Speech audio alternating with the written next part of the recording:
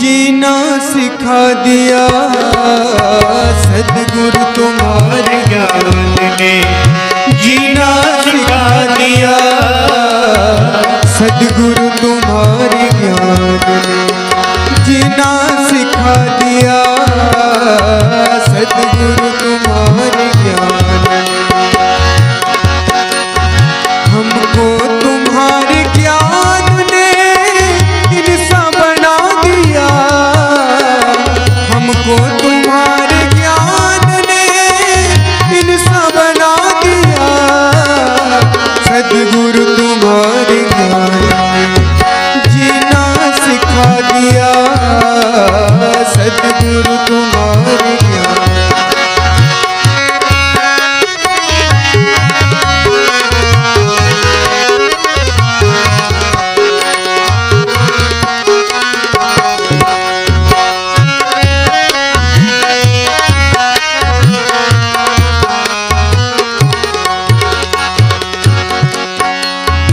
रहते हैं जलवे आपके नजरों में हर घड़ी, रहते हैं जलवे आपके नजरों में हर घड़ी, मस्ती का जाम आपने मस्ती। योग्यता का वर्ण करते हैं, ऐसे वर्ण की प्रशंसा है, लेकिन वर्ण हो गुण गौड़ हो जाए ऐसे वर्ण की निंदा। वर वर्ण की स्वतंत्रता प्राचीन काल में भी रही, लेकिन वह स्वतंत्रता भी एक सीमा और नियम में थी, वो उच्छृंखल नहीं थी। आज वो उच्छृंखलता में परिवर्तित हो गई। देवहूति ने वर्ण किया महर्षि कर्दम का, नारद जी के द्वारा उनके गुण को महिमा को सुना तो देवहूति ने सोचा हम तो इन्हीं को अपना पति बनाएंगे। पिता स्वयं को मनु जान गए, बोले ठीक है बेटी, तुमने अगर विचार किया है तो महर्षि कर्दम मेरे जामाता बने, ये मेरा भी सौभाग्य होगा। ऐसे योग्य व्यक्ति का तुमने चयन किया, और नारद जैसे महापुरुष से उनकी महिमा को सुनकर फिर तो मनु जी महाराज अपनी बेटी देवहूति को लाए और ला करके कन्यादान कर दिया। कन्यादान करके जब मनु जी महाराज चले गए, महर्षि कर्दम अपनी पत्नी देवहूति के साथ अपने आश्रम में रहने लगे। हम रुक जाएंगे, बैलगाड़ी रुक जाएगी, वो रुक गया, बैलगाड़ी आगे निकल गई, तब उसको पता चला अरे हम लोग कर ही नहीं। यही स्थिति जीव की, हम सब चला रहे हैं, चलाने वाला तो कोई और बैठा है। कर्णम कारण अन्न का त्याग करना पड़ेगा और निराहार रहना पड़ेगा। एकादश्याम निराहार, केवल जल पी करके काम चलाओ तो दुख तो होगा, भूख लगेगी, पीड़ा होगी, लेकिन उस पीड़ा को, उस भूख को प्रसन्नता पूर्वक आपने सहन किया, यही तप। धर्म का आचरण करने में जो शरीर को कष्ट हो, उस कष्ट को हम सहर्ष सहन कर लें, इसी का नाम तप है। काया क्लेशो तपः, काया को जो क्लेश मिलता है इसी का नाम तप है। कष्ट तो होता है, लेकिन उस कष्ट को हम कष्ट ना समझकर प्रसन्नता पूर्वक सहन कर लें, इसी का नाम तप। भगवान कहते हैं ये तप मेरा हृदय, तपो में हृदयम साक्षात आत्मा हम तपसो नभ, तपस्या ही मेरी आत्मा है। ये सब भगवान ने ब्रह्मा जी से कहा, और फिर भगवान ने कहा हे ब्रह्मन मैं तुम्हें ज्ञान देता हूं, और फिर भगवान ने चारों वेदों का ज्ञान ब्रह्मा को दिया। अपने संकल्प से चारों वेदों का ज्ञान ब्रह्मा के हृदय में प्रेषित कर दिया। ये बात भागवत के प्रारंभ में ही वेदव्यास जी कहते, तेने ब्रह्म हृदय आदि कवये मुह्यन्ति यत् सूरय। ब्रह्मा के हृदय में जिन्होंने उस ज्ञान को प्रेषित कर दिया।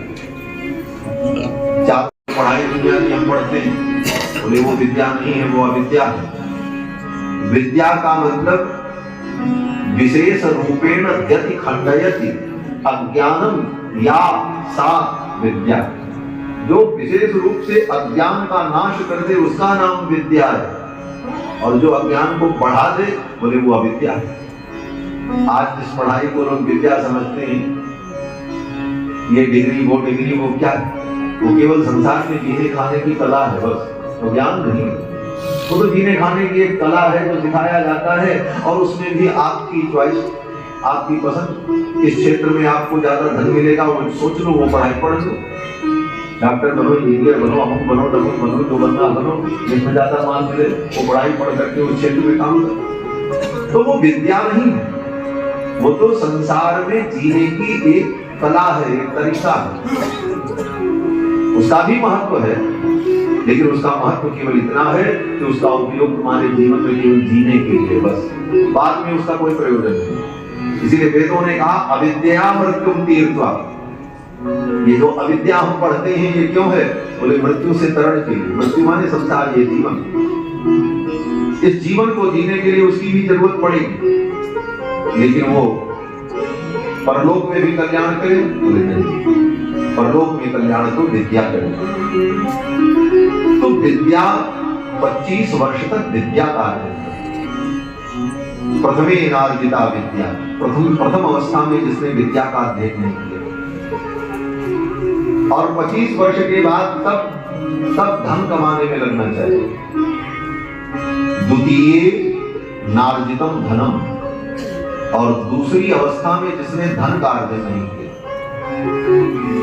और तृतीय न तपस्तप्तम, तीसरी अवस्था आते आते जिसने तपस्या, साधन और आत्म कल्याण के उपाय में प्रवृत्त नहीं हुआ, तो चतुर्थे किम करिष्यति, चौथी अवस्था में क्या करेगा? चौथी अवस्था में न चल पाएगा, न उठ पाएगा, न बैठ पाएगा, 1000 बीमारी हो जाएगी। भगवान को हाथ जोड़ना नहीं उठेगा, 2 आदमी पकड़ के ऐसे कराएंगे, यहाँ प्रणाम।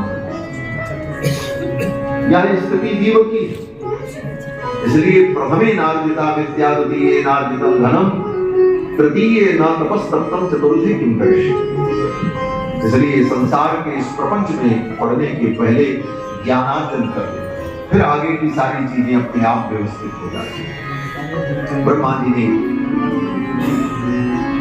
फिर तो सृष्टि प्रारंभ की, और ब्रह्मा जी ने जो सृष्टि प्रारंभ की तो ब्रह्मा ने अपने संकल्प से सर्वप्रथम सनकादिकों को उत्पन्न किया। सनक, सनंदन, सनातन, सनत कुमार, ये ब्रह्मा जी के 4 मानस पुत्र उत्पन्न हुए। ब्रह्मा जी ने इनसे कहा सृष्टि कर।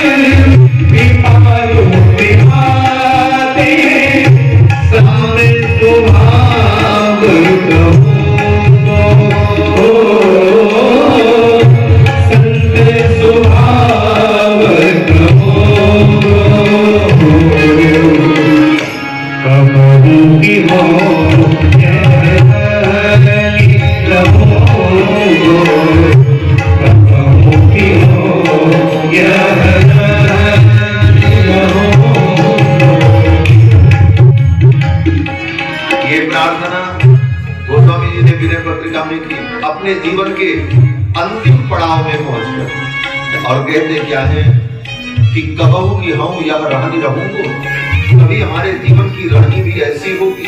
बोले कैसी? बोले श्री रघुनाथ कृपाल कृपा दे संत स्वभाव कहूंगो। रघुनाथ जी की ऐसी कृपा कभी मेरे जीवन में होगी कि मेरा भी स्वभाव संत जैसा हो जाए। ये कहने का क्या मतलब है? और इसका कहने का ये मतलब है कि स्वभाव का नाम संत है। संत स्वभाव होना चाहिए, स्वरूप तो ठीक है, स्वरूप अपने जगह पर, लेकिन संतत्व क्या है? बोले स्वभाव। अब उस स्वभाव की व्याख्या अनेक अनेक प्रकार से महापुरुषों ने की। साधु कौन? तो अब स्वभाव का वर्णन करते हैं। सील गहन सबकी सहनी, कहन ही अमुख राम, तुलसी रहिए या रहनी, संत जनन को काम। जिसके जीवन में सील हो, सहन शक्ति हो, भगवान का नाम मुख से निकलता रहेगा, वो संत। संत कौन? बोले जो सबके कटु वचन को सुन ले, जिसके अंदर इतनी सहन शक्ति हो कि सामने वाला गाली भी दे दे तो मुस्कुरा करके सुन ले, वो संत। इसलिए संत होना बड़ा कठिन है। भगवान रघुनंदन वर्षा ऋतु का जब वर्णन करते हैं तो लक्ष्मण से कहते हैं, लक्ष्मण देखो ये पानी बरस रहा है और ये बड़ी बड़ी बूंदें पर्वत पर गिर रही है, पट पट पट पट। इन बूंदों से इन पर्वत को चोट लग रही है, लेकिन ये पर्वत कितने अचल है, हिलते भी नहीं। क्यों? बोले ये उसी प्रकार से जैसे खल के वचन को सुन करके संत के जीवन में कोई विकार नहीं होता, उसी प्रकार ये पर्वत भी अचल बैठे। स्वामी जी से आशीर्वाद लेते हैं।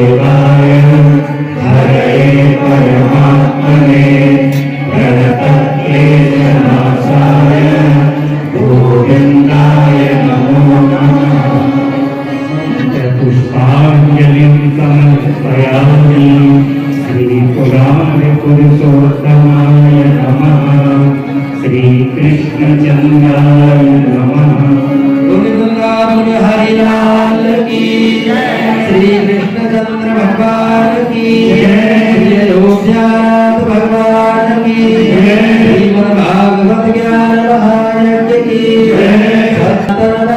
धर्म की अखंड भारत वर्ष की भाष्यकार रामानुज स्वामी जी महाराज की